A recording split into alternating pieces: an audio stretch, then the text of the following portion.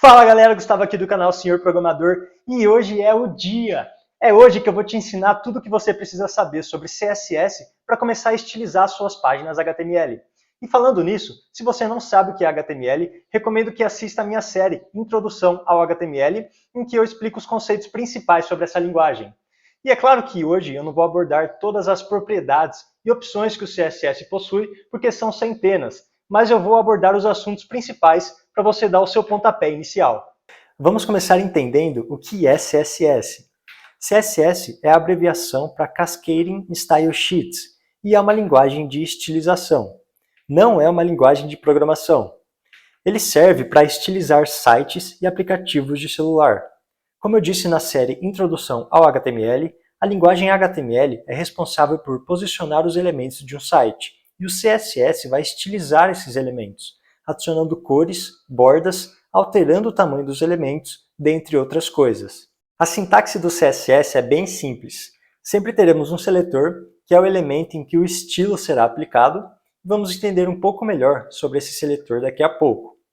Depois abrimos e fechamos chaves, e tudo que estiver dentro dessas chaves serão os estilos aplicados no seletor. Esses estilos têm o formato de propriedade e valor. Então escolhemos a propriedade que queremos estilizar, como por exemplo a cor, tamanho da fonte ou a largura do elemento, e colocamos um valor nela.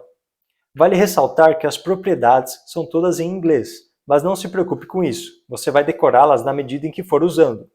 Um exemplo básico de sintaxe CSS seria se, por exemplo, eu quisesse que todos os elementos H1 do meu HTML tivessem a cor vermelha. Para isso, eu seleciono o seletor H1 e dentro das chaves coloco a propriedade color, red e ponto e vírgula. Vamos falar um pouco sobre os tipos de seletores que podemos usar. O CSS possui três tipos principais, que são elemento, classe e ID. Já vimos no exemplo anterior o uso de elementos como seletores, onde colocamos todos os elementos H1 na cor vermelha. Podemos usar qualquer elemento HTML como seletor, e a estilização que colocarmos nesse seletor será aplicada para todos os elementos HTML do tipo escolhido. Também podemos usar classes como seletores, e esse é o tipo de seletor mais utilizado. Se você lembra da minha série Introdução ao HTML, falei que os elementos HTML podem receber atributos, como por exemplo o atributo href do elemento âncora. A classe é um atributo global, ou seja, um atributo que todos os elementos do HTML podem receber. Nós criamos uma classe passando um atributo class para o elemento e informando o nome dessa classe. Lembrando que não podemos colocar nomes com acentos ou espaços. Um elemento pode receber diversas classes no mesmo atributo class. Para isso, separamos o nome delas por espaços. E para adicionar uma classe no CSS, usamos um ponto e passamos o nome da classe. Assim, o CSS vai entender que tudo que vier depois desse ponto faz parte do nome de uma classe. As classes são os seletores mais utilizados porque elas são ótimas para criar códigos reutilizáveis. Por exemplo, se tivermos 3 botões no HTML e quisermos que eles tenham a mesma largura, a mesma altura, mas cores de fundo diferentes, podemos adicionar nos 3 a mesma classe, que vou chamar de botão, e essa classe faz a largura e a altura dos 3 serem iguais, com as propriedades width e height. E posso adicionar uma classe diferente em cada botão, que vai alterar a cor de fundo de cada um, com a propriedade background color. Daí, é só adicionar nesses botões a classe botão e a classe específica de cada um. Por último, podemos usar o seletor ID. O ID é o identificador único de um elemento. Ele também é um atributo que passamos para os elementos HTML. No entanto, diferente das classes, cada elemento deve ter no máximo um ID, e não devemos adicionar o mesmo ID em 2 ou mais elementos da mesma página. Para selecionar um ID no CSS, colocamos um sinal de hashtag seguido pelo nome do ID. Mas, já que o ID deve ser único para cada elemento, não podemos fazer nosso exemplo anterior dos 3 botões, usando IDs como seletores. Eu, particularmente, sempre tento estilizar meus elementos usando classes como seletores. O CSS ainda permite a combinação de seletores, para deixar o seletor mais específico. O primeiro tipo de combinação possível é juntar os seletores que um elemento tem. Por exemplo, para selecionar todos os elementos H2 que tenham a classe título secundário, escreva o seletor H2 seguido do seletor dessa classe. Outro exemplo, para selecionar os elementos que tenham um ID igual a texto principal e as classes grande e verde, uso esse seletor aqui. Outro tipo de combinação possível é selecionar os elementos filhos de um elemento ancestral. Para isso, separamos com um espaço esses seletores. Por exemplo, para selecionar todos os elementos H3 que estão dentro de uma div, uso esse seletor. Assim, todos os H3 que estão dentro de alguma div serão selecionados, até mesmo aqueles que não são filhos diretos da div. Nós podemos ir brincando com esses tipos de combinações, para criar seletores mais específicos ainda. Por exemplo, para selecionar todos os H2 de classe título secundário que estão dentro de uma section de classe seção, faço a seguinte combinação. E o último tipo de combinação é quando queremos compartilhar a mesma estilização entre diversos seletores diferentes. Por exemplo, se eu tenho dois seletores que possuem a mesma estilização, posso juntá-los separando-os por uma vírgula e passando a mesma estilização para ambos. Isso vai evitar duplicação de código. Por último, temos um seletor que vai selecionar todos os elementos do HTML, representado pelo sinal de asterisco. Normalmente, usamos esse seletor para definir algumas estilizações padrões. Por exemplo, definir qual fonte será usada na minha página. Agora que já entendemos alguns conceitos principais do CSS, como podemos fazer a ligação entre o código CSS e o HTML? Existem 3 formas de adicionar CSS no HTML. A primeira é adicionar estilos inline, colocando CSS dentro do elemento HTML, com o atributo style, passando as propriedades e os valores que eu quero. Mas essa não é uma boa prática, pois o HTML foi feito apenas para definir o conteúdo da página, e não conter a apresentação dela. E também não conseguimos reutilizar o código CSS dessa maneira. Outra forma é adicionando o elemento style dentro do head do HTML, e passar os estilos normais dentro desse elemento. Mas essa também não é a melhor prática, já que desse modo a apresentação da página fica definida no arquivo HTML, e não no CSS. E ainda não podemos reutilizar esse código CSS entre as outras páginas do nosso site. O terceiro e melhor jeito de adicionar estilizações nas nossas páginas é criando arquivos exclusivos para os códigos CSS. Esses arquivos podem ser reutilizados em todas as páginas do nosso site. O formato do arquivo vai ser o nome do arquivo .css.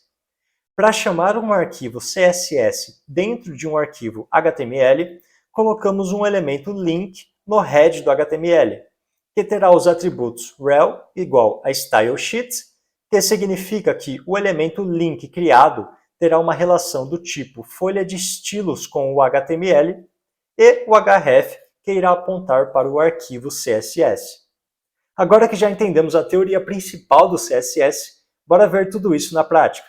Então eu vim aqui para dentro do meu VS Code, eu já criei um projetinho aqui, onde eu coloquei um H1, com esse texto de introdução ao CSS, e um parágrafo aqui embaixo, e eu abri esse projeto no navegador usando a extensão Live Server.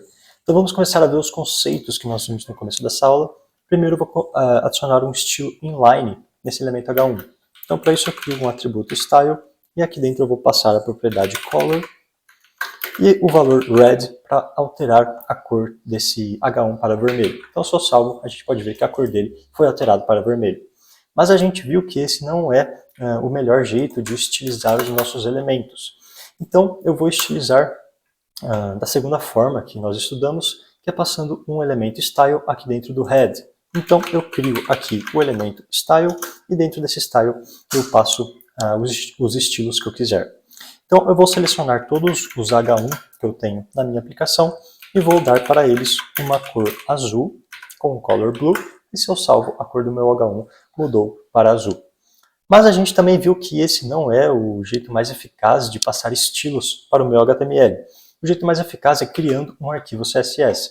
Então, eu vou fazer isso clicando aqui e dando o nome do meu arquivo de styles.css, por exemplo. todos os arquivos CSS têm que ter essa extensão .css no final. E para linkar esse arquivo CSS aqui com o HTML, nós passamos aquele elemento link aqui dentro do head do HTML. E esse elemento link vai receber dois atributos. O primeiro é o atributo rel, que vai ter um valor de stylesheet, e o segundo atributo é o href, em que aqui nós vamos apontar para o nosso arquivo CSS. Então eu vou passar o nome que é styles.css. Eu vou salvar isso daqui e agora nós podemos adicionar estilizações nesse nosso arquivo CSS. Então eu vou selecionar novamente todos os elementos H1 e dessa vez eu vou passar uma cor para eles de laranja com o color orange. E se eu salvo isso daqui, a gente pode ver que a cor do nosso H1 mudou para laranja. Mas agora, se eu tiro esse elemento link daqui e coloco ele em cima desse elemento style e salvo, a cor do H1 volta a ser azul. E isso porque o CSS ele vai estilizar de acordo com a última estilização que nós passamos para ele. Então, primeiro, ele está entrando nesse arquivo styles.css e deixando a cor laranja. Mas depois disso, tem uma outra mudança de cor aqui, né, essa cor azul. E ele está pegando essa última cor que nós colocamos aqui para o elemento H1. Por isso que ele ficou azul. Eu vou tirar esse style daqui, eu vou salvar, o nosso H1 volta a ser laranja. E aqui eu vou chamar de novo os elementos H1 e passar uma cor verde para eles, um color green. Que se eu salvo, a cor dele altera para verde. Isso porque, por causa do que eu acabei de explicar, que o CSS está pegando essa última declaração que nós passamos para ele. E agora eu vou adicionar uma classe nesse nosso elemento H1. Então eu venho nele e adiciono aquele atributo class, e aqui vou dar um nome para essa classe de, por exemplo, título. Vou salvar isso daqui. Eu volto no meu CSS e vou pegar o seletor, aquela classe lá com o seletor. Então, para pegar uma classe, eu coloco um ponto e passo o nome da classe que eu quero pegar, que nesse caso é título. E aqui eu vou passar uma estilização para todos os meus elementos que tenham essa classe título. Vou falar que eu quero que eles tenham uma cor pink. Se eu salvar isso daqui, a gente vê que a cor do H1 foi alterada para pink. Mas você deve estar se perguntando, pô, você acabou de falar que o CSS vai pegar a última estilização que a gente passar, então por que essa cor não ficou em verde, né? Isso acontece porque o CSS ele tem uma ordem de importância para os seletores. A ordem que ele dá de importância é, primeiro os elementos são os menos importantes, depois as classes, depois os IDs. Então, como aqui nós estamos comparando um seletor de classe com um seletor de elemento, o seletor da classe é mais importante para o VS Code, por isso que a cor ficou rosa. Então, se por exemplo nós tivéssemos aqui dois seletores, em que o meu primeiro seletor tivesse um ID e duas classes, e aqui embaixo eu tivesse um outro seletor que tivesse três classes, o VS Code ia pegar a estilização desse primeiro seletor aqui, porque ele tem um ID e esse segundo seletor não tem nenhum ID. Então, o jeito mais fácil da gente ver qual estilo que vai ser aplicado pelo CSS é a gente contar primeiro o número de IDs que os seletores que a gente está comparando têm. Se o número de IDs entre eles for igual, a gente conta o número de classes entre eles. Se o número de classes for igual também, a gente vai contar o número de elementos. E se o número de elementos for igual, aí sim o CSS vai pegar a última estilização que a gente passar. Então, nesse exemplo, esse nosso primeiro seletor ele tem um ID, e esse segundo seletor não tem nenhum ID. Então, esse seletor aqui já ganhou, e o estilo dele é o que seria aplicado aqui pelo CSS. Tá? E uma coisa interessante da gente saber também é que quando a gente passa aqui estilos inline, como por exemplo que a gente tinha passado aqui, vou passar uma color black dessa vez. Os estilos inline sempre vão sobrepor os demais estilos. Tanto é que se eu salvar isso daqui, a cor volta a ser preta. Né? Então os estilos inline estão sobrepondo os demais estilos que a gente passou aqui no arquivo CSS. Uma outra coisa interessante de nós sabermos também é que os elementos HTML eles já vêm com algumas estilizações padrões. Tá? Então se eu clico aqui com o botão direito e venho em inspecionar para ver os elementos que tem aqui no meu site, vou clicar aqui nesse seletor e clicar em cima desse elemento H1. Se eu desço aqui, ó, eu posso ver quais são as estilizações padrões que o elemento H1 tem. Então eu posso ver que por padrão ele já tem uma font size definida para ele, por isso que ele tem uma font size maior do que os demais textos. Ele já tem algumas margens definidas e assim por diante. Então, a maioria dos elementos do HTML já vão ter algumas estilizações que vêm por padrão, mas é claro que a gente consegue mudar essas estilizações passando um CSS para elas. Vamos entender melhor como a gente pode colocar cores aqui no CSS. Então eu vou apagar tudo isso daqui, só deixar essa classe título que nós passamos e também tirar esse estilo inline aqui. E vamos ver um pouquinho melhor sobre as cores no CSS. O primeiro jeito de representar cores é chamando elas pelo nome que elas têm, que é o jeito que a gente estava fazendo até agora, né? Então, nós temos várias cores que já têm um nome definido para elas, tá? Que a gente pode pôr o nome de qualquer uma aqui, que a cor já vai ser aplicada para a gente. Um segundo jeito de representar cores aqui no CSS é pelo estilo RGB. O RGB, ele é a abreviação para 3 palavras, né? A letra R é a palavra red, que significa vermelho, que é a cor vermelha. A letra G significa green, é a cor verde, e o B é o blue, que é a cor azul. Então, aqui dentro do RGB, nós vamos passar o quanto de cor vermelha, o quanto de cor verde e o quanto de cor azul a gente quer que essa cor tenha. E aqui nós passamos um número de 0 a 255 para cada uma dessas cores. Então, se por exemplo, a primeira cor que eu tenho que passar aqui é a vermelha. Se eu quero criar uma cor que seja muito vermelha, eu vou passar aqui primeiro o número 255, tá? A segunda cor vai ser a cor verde, né? O quanto de cor verde eu quero ter nessa cor que eu estou criando. Eu não quero ter nada de cor verde, então eu adiciono um 0 aqui. E por último, eu passo o quanto de cor azul eu quero ter. Eu também não quero ter nada de azul, então eu passo um 0 e eu posso ver que foi criada a cor vermelha mais vermelha que tem, tá? Esse é o estilo RGB de representar cores. Nós também temos um estilo muito parecido que é o RGBA. A única diferença do RGB para o RGBA é essa letra A aqui, que essa letra A representa a transparência que a gente quer que a nossa cor tenha. Então, se por exemplo eu colocar de novo esse vermelho que nós criamos, e aqui coloco mais uma vírgula, e vou acrescentar a transparência que eu quero que essa cor tenha. A transparência é um número que varia de 0 e 1. Se eu passar o número 0, significa que a minha cor vai ter o máximo de transparência. Tanto é que ela até sumiu daqui, ó, porque ela está 100% transparente. Se eu passar o número 1, ela não vai ter nenhuma transparência, por isso que ela ficou igual, né? E se eu passar o número mediano aqui, a gente pode ver que a cor fica um pouquinho transparente para a gente. Um outro jeito de representar cores aqui é pelo jeito hexadecimal, tá? Esse jeito aqui, hexadecimal. Esse jeito aqui, o hexadecimal, como o próprio nome já diz, ele vai ter números, né? 16 números, que vão variar de 0 até 15, ok?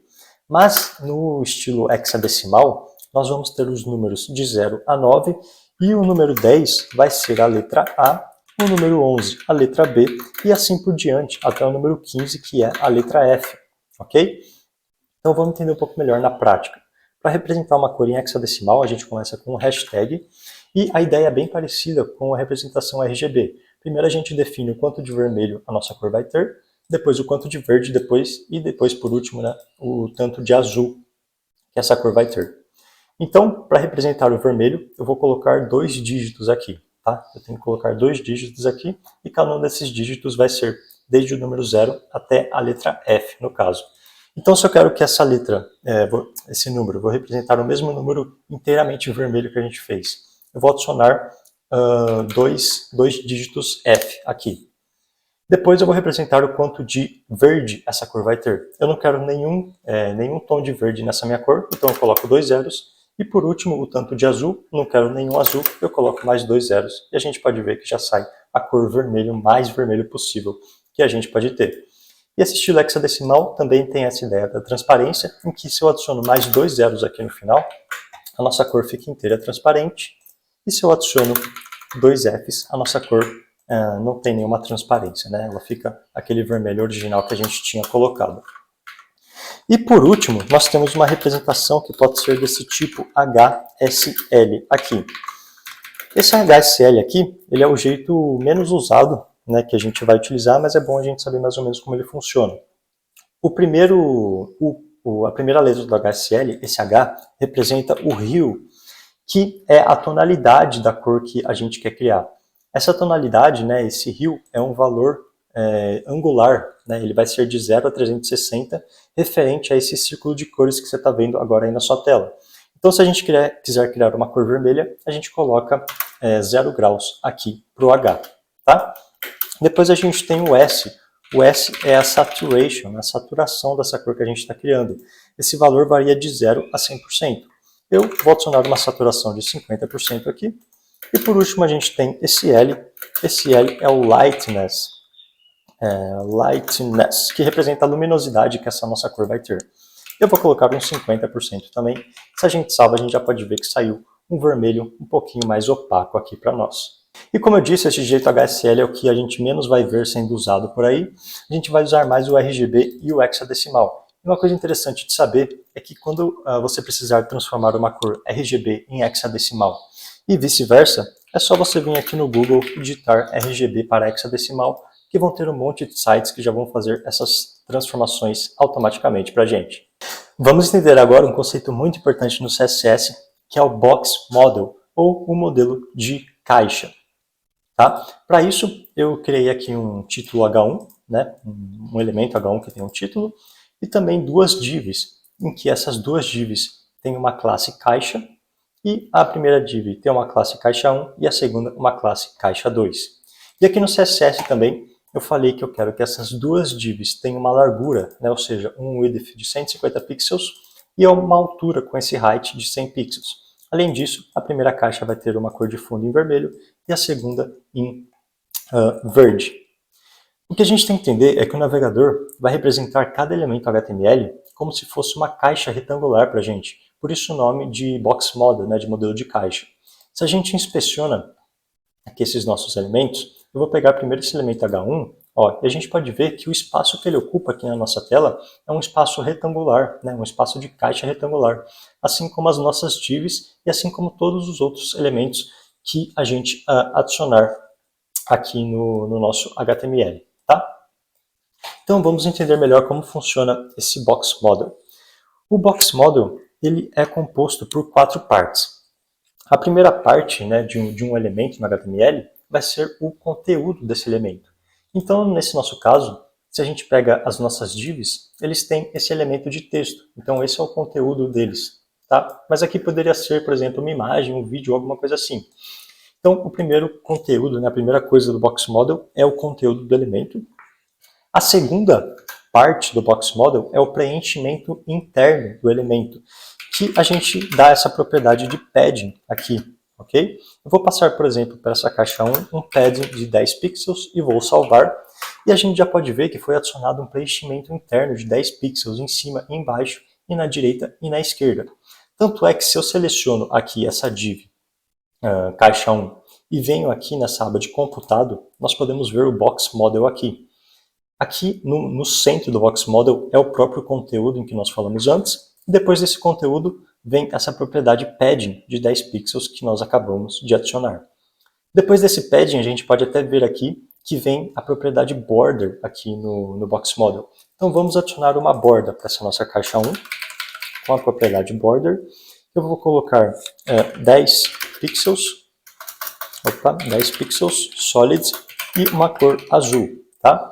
Esse solids aqui é para a borda não ser tracejada, e aqui eu passei uma cor azul para ela. Se eu salvo, a gente já pode ver uma borda que foi colocada aqui nesse nosso elemento caixa 1. E se a gente olha o Box Model, depois do padding que nós tínhamos adicionado, apareceu esse border de 10 pixels que nós acabamos de adicionar. E a última parte do Box Model é esse elemento margin aqui, que é o elemento mais externo, tá? É o espaçamento externo dos elementos. Então vamos adicionar aqui uma margem para essa caixa 1. Com o elemento margin, eu vou adicionar 10 pixels de margem. Se eu salvo, a gente já pode ver que esse elemento caixa 1 deu uma margem de 10 pixels em cima e embaixo, e na esquerda e na direita. Se a gente olha o Box Model aqui, a gente já pode ver essa propriedade margin, qual que é o espaço em que ela ocupa, né? Então o Box Model é isso. todos os nossos elementos no HTML vão ter primeiro o conteúdo deles, depois nós podemos adicionar um preenchimento interno com a propriedade padding, depois uma borda, né, com a propriedade border, e por último a margin, que é o espaçamento externo que esse elemento vai ter. Mas a gente pode ver uma coisa interessante. Eu falei que eu queria que essa minha caixa 1 tivesse uma largura de 150 pixels por uma altura de 100 pixels. Se eu venho aqui em cima dela, eu posso ver que ela está ocupando uma largura de 190 pixels e uma altura de 140 pixels, né? Ela não está respeitando essas medidas que eu passei para ela. E isso acontece porque todos os elementos aqui do HTML, por padrão, tem essa propriedade aqui, box sizing, do tipo content box. Isso daqui é o que vem por padrão. E essa propriedade aqui, ela faz com que o width e o height que eu passar aqui para os meus elementos, né, a largura e a altura, sejam aplicadas apenas no conteúdo do elemento e não nas propriedades padding e border. Tanto é que se eu vejo aqui o conteúdo dessa minha caixa H1, ele tem uma largura de 150 pixels por uma altura de 100 pixels, que é o que nós havíamos definido aqui. Mas isso pode ser um pouco ruim para quando a gente tem um layout, né, já com um design pronto, e a gente já sabe quanto de largura e altura os nossos elementos têm que ocupar. Então, para meio que resolver esse probleminha que a gente tem, a gente pode alterar essa propriedade box sizing para border box. E se a gente salva isso daqui, nós podemos até ver que a caixa 1 diminuiu de tamanho. E por que isso aconteceu? Porque com esse border box aqui, os elementos vão passar a ter exatamente a largura e a altura que nós definimos para eles. Tá? Então, se a gente vem aqui em cima desse elemento, a gente pode ver que o nosso elemento 1 já está ocupando uma largura de 150 por uma altura de 100.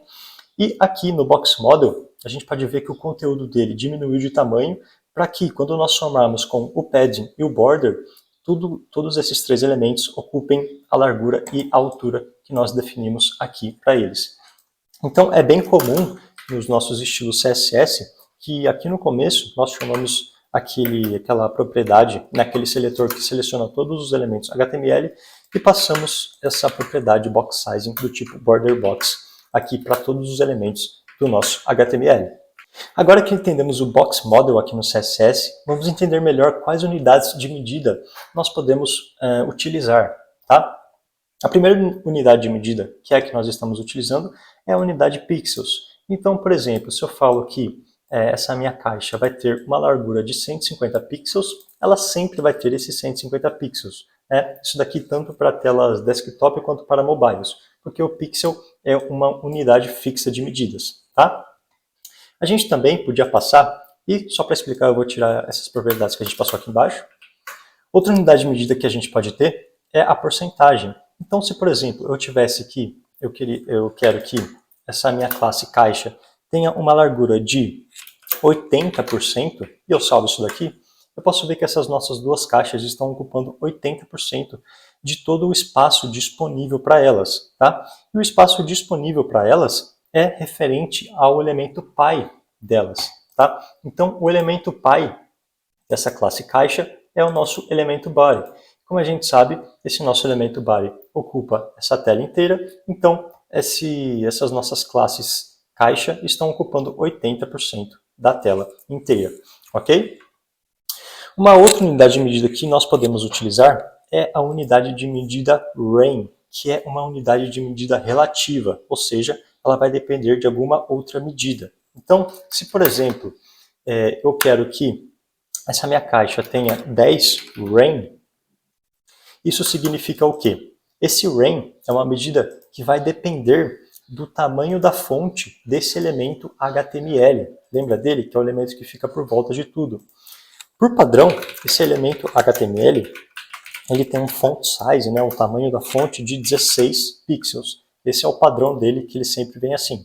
Então, quando a gente fala que nós queremos que essa caixa tenha uma largura de 10 REM, o seguinte cálculo vai ser executado. Vai ser feito 10, referente ao 10 REM, vezes 16 pixels. Então, as nossas caixas vão passar a ter uma largura de 160 pixels.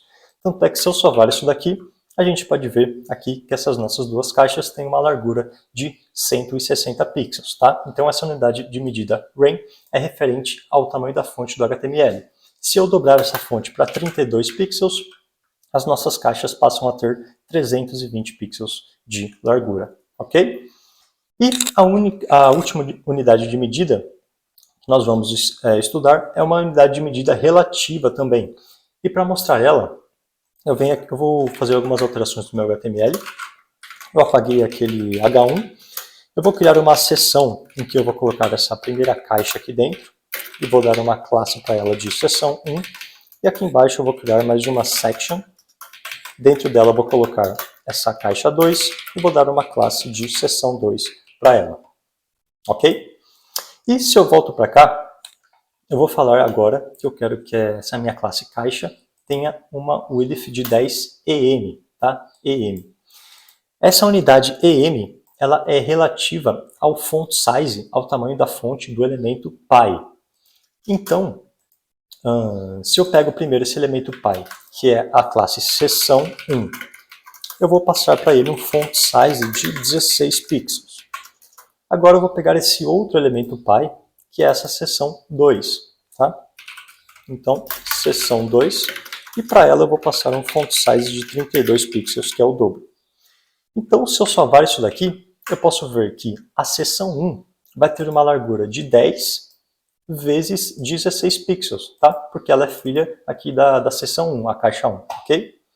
E a segunda caixa, ela vai ter uma largura de 10, que é esse 10em, vezes 32 pixels, tá? Então aqui ela vai ter uma largura de 320 pixels. E a gente pode ver que é exatamente isso que acontece. A primeira caixa tem 160 pixels e a segunda 320 pixels. Então essa unidade de medida relativa EM é sempre relativa ao tamanho da fonte do elemento pi. Pessoal, e o último conceito que vamos entender sobre o CSS hoje é o Flexbox. O Flexbox é o jeito que alinhamos e posicionamos os elementos que estão dentro de uma caixa, né, que é um elemento pi que a gente chama de container aqui no Flexbox. Tá? Então a gente vai entender melhor isso agora. Para isso eu criei aqui uma seção com a classe seção 1 e dentro dela eu coloquei 3 divs. Essas 3 divs têm a mesma classe caixa e cada uma tem uma classe dela, né, própria dela, né, a caixa 1, a caixa 2 e a caixa 3. E aqui nos estilos eu falei que cada uma dessas caixas vai ter uma largura de 150 pixels por uma altura de 100 pixels e coloquei uma cor de fundo em cada uma delas. Tá? Então, para a gente ter um Flexbox, nós temos que ter um elemento pi. Nesse caso, o nosso elemento pi é essa seção de classe seção 1, ok? Então, sempre que eu falar o container do meu Flexbox, eu vou estar me referindo a essa seção aqui, que é o pi dos demais elementos aqui que nós estamos dando exemplo. Então, a primeira coisa que nós temos que entender é que cada elemento no HTML, por padrão, tem um display, tá? Então, o display das divs é um display block por padrão. É por isso que uma div fica embaixo da outra, né? Cada uma fica em uma linha, ok? Porque esse display block vai fazer o elemento ficar sozinho na linha em que ele está. Mas se, por exemplo, eu tivesse aqui um elemento span, na verdade 3 elementos spans, a gente pode ver que os 3 ficam na mesma linha, porque esse elemento span tem um display do tipo inline. Então cada elemento vai ter um tipo de display, né, e você vai entendendo melhor isso daí, você não precisa decorar, você vai entendendo melhor na medida em que você for usando. Então o Flexbox vai ajudar a gente a posicionar os elementos da forma que a gente quiser. Então se, por exemplo, nós quisermos que essas 3 divs fiquem na mesma linha, por mais que elas tenham um display block, a gente pode fazer isso da seguinte maneira. Eu tenho que falar qual é o elemento container, qual é o pi do meu Flexbox, que nesse caso é essa section de classe seção 1. Então para isso, eu chamo aquela classe aqui, a seção 1, e eu vou passar para ela essa propriedade displayFlex. Esse displayFlex está identificando qual é o elemento container do meu Flexbox. Então, se eu salvo isso daqui, eu posso até ver que as minhas divs já ficam uma ao lado da outra. Tá? E isso acontece por quê? Porque, por padrão, quando eu defino um Flexbox, eu tenho aqui uma propriedade que é a FlexDirection, que ela vem como row, né? Esse é o padrão dela.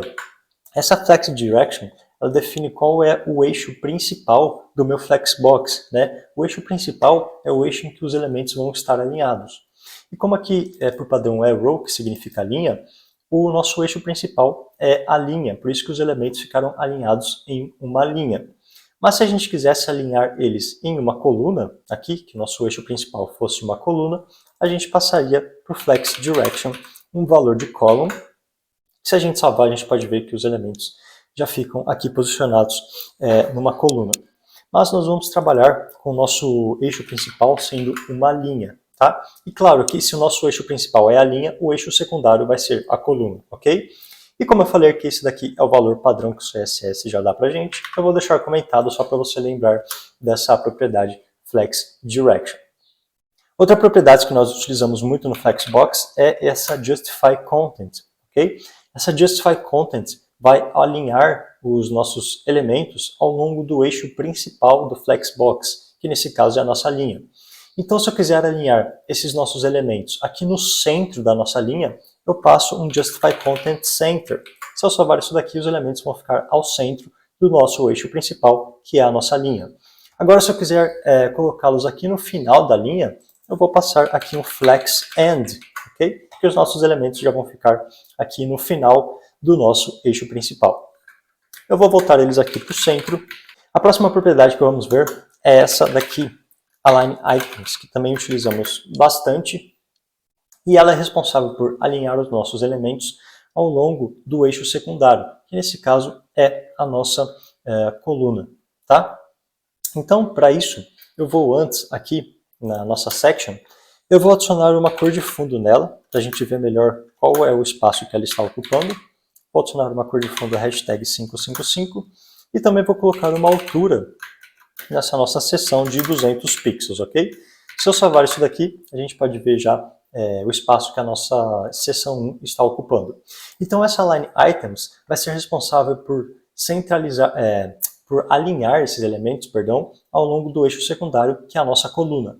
Então, se eu colocar um Align Items Center aqui e salvar, os nossos elementos vão ao centro da nossa coluna. Agora, se eu quiser que esses elementos fiquem aqui no final da nossa coluna, a gente pode colocar um Align Items Flex End, que eles já vão ficar aqui no final da coluna, ok? Eu vou deixar eles aqui no Center. E vamos só voltar no nosso Justify Content, que nós temos um valor que nós utilizamos bastante também, que é esse Space Between.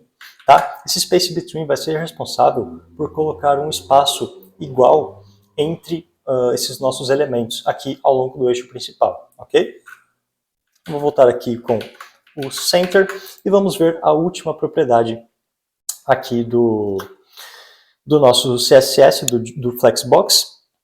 Para isso, eu vou colocar aqui na nossa seção 1 uma largura para ela. Eu vou falar que eu quero que ela tenha uma largura de 320 pixels e vou salvar. Com isso, a gente pode ver que as nossas 3 divs aqui, essas nossas 3 caixas, estão tentando se encaixar em apenas uma linha, mas elas não estão mais com essa largura de 150 pixels que a gente deu para elas. Tanto é que se a gente vem aqui e começa a inspecionar elas, vou deixar o mouse aqui em cima, a gente pode ver que elas estão ocupando apenas 106 pixels, né? Não os 150 pixels que a gente passou para ela. Isso acontece por quê? Porque nós temos uma propriedade aqui chamada FlexWrap, que por padrão ela vem com esse valor de NoWrap. Esse NoWrap ele faz com que todos os elementos ao longo do eixo principal eles tentem ficar apenas nesse eixo principal, né? Eles deem algum jeito de caber, de se encaixar nesse eixo principal. Mas se a gente passar para esse FlexWrap um valor de wrap e salvar, a gente pode ver que os elementos ficam ocupando alguns espaços de uma maneira mais inteligente, né? Eles pulam de linha. Então nós podemos ver que aqui na primeira linha nós temos as 2 primeiras caixas, em que cada uma está ocupando os 150 pixels que a gente passou para ela. E essa terceira caixa, ela viu que não ia dar para ela se encaixar aqui nessa primeira linha, então ela pulou para a linha de baixo. Tá? É isso que o FlexWrap, com o valor wrap, faz para a gente aqui no Flexbox. Eu sei. Essa aula foi muito densa e vimos diversos conceitos novos aqui. Fique à vontade para assisti-la quantas vezes for necessário. E uma coisa eu te garanto, se você entender os conceitos que eu apresentei hoje aqui, a sua base no CSS vai ficar muito mais sólida. Se você gostou desse vídeo, aproveita para deixar seu like e se inscrever no canal. É bem rápido e vai ajudar demais o nosso trabalho. Até a próxima. Fui!